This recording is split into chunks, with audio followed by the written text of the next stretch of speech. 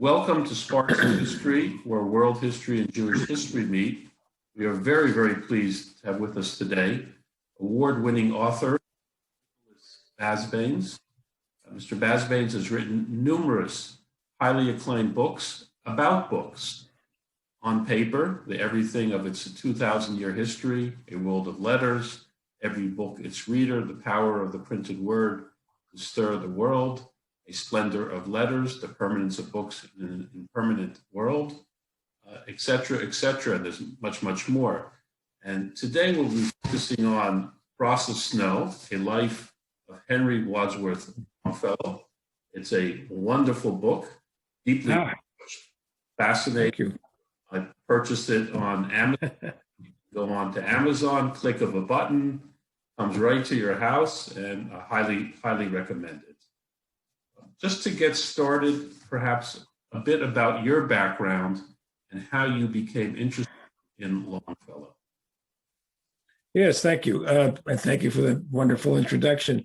As you mentioned, I've written a number of books. This is the 10th, and all of them have had a feature in common. They are generally related to book culture, but also cultural history.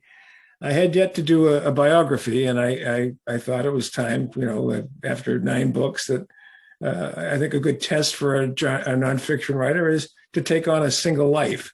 And of course, then you have to find a worthy life to profile who hasn't been done in a good long time and who deserves a telling.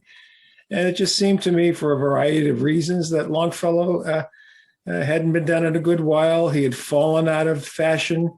He had even been forgotten. He had been excised from exiled from the literary canon, I thought unfairly.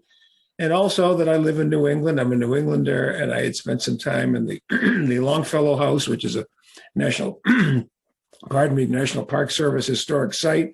It's filled with archives and artifacts readily available to me, so much of which had not been accessed before, that the time was right for a new life.